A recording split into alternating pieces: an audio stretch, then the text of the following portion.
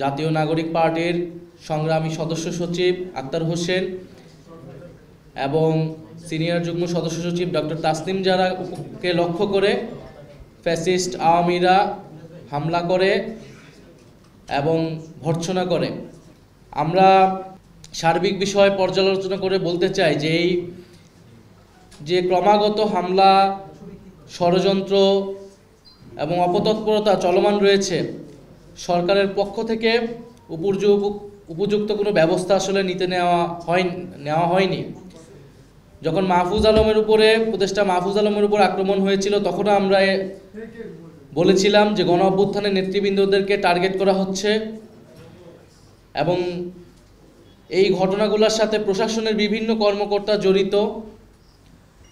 ভিতর থেকে এই ইনফরমেশনগুলো লিক করা হয় এবং সরকার এবং পররাষ্ট্র মন্ত্রণালয় থেকে নিরাপত্তা প্রদানের যেই ধরনের ব্যবস্থা নেওয়া হয়েছিল, সেই ব্যবস্থাগুলো যথাযথ ছিল না বলেই গতকালের ঘটনা ঘটতে পেরেছিল।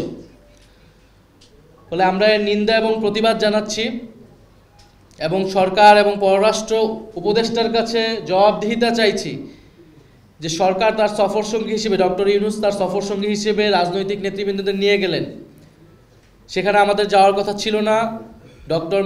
প্রধান উপদেষ্টা ডক্টর মোহাম্মদ ইউনূসের আহ্বানেই আমরা রাজি হয়েছিলাম। সেখানে তাদের সম্পূর্ণ নিরাপত্তা এবং সম্মান নিশ্চিত করার দায়িত্ব ছিল সরকার এবং প্রশাসনের, সেটি করতে তারা ব্যর্থ হয়েছে। দ্বিতীয়ত, এটি কোনো বিচ্ছিন্ন ঘটনা নয়। আওয়ামী লীগ, ফ্যাসিস্ট আওয়ামী লীগ যে নানা তৎপরতা দেশে এবং বিদেশে করতেছে,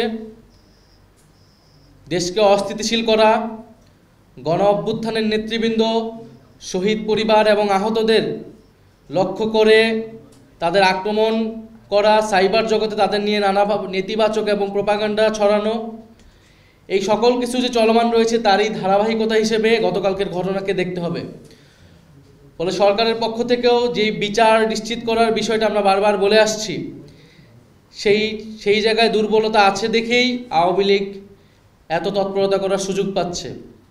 কারণ আমরা দেখেছি ট্রাইব্যুনালের বাইরে যে সাধারণ কোর্টে মামলাগুলো হয়েছে, সেখানে জামিন দিয়ে দেওয়া হচ্ছে এবং অনেক আসামিরা জামিন পেয়ে পরবর্তীতে পালিয়ে যাচ্ছে।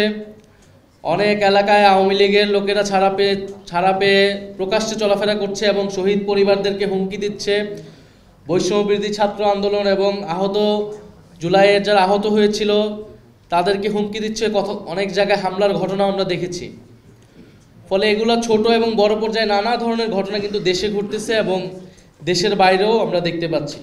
ফলে এই জায়গায় সার্বিকভাবে এটা সরকারেরই দায়িত্ব এই পরিস্থিতি থেকে উত্তরণ করা এবং সেটার জন্য সরকারের যে সর্বস্তরে ফ্যাসিবাদের দোসররা এখনও রয়ে গেছে তাদেরকে অপসারণ করতে হবে, চিহ্নিত করতে হবে এবং শাস্তির আওতায় আনতে হবে এবং যে বিচারের কথা বলতেছে সেই বিচার দ্রুততার সাথে নিশ্চিত করতে হবে।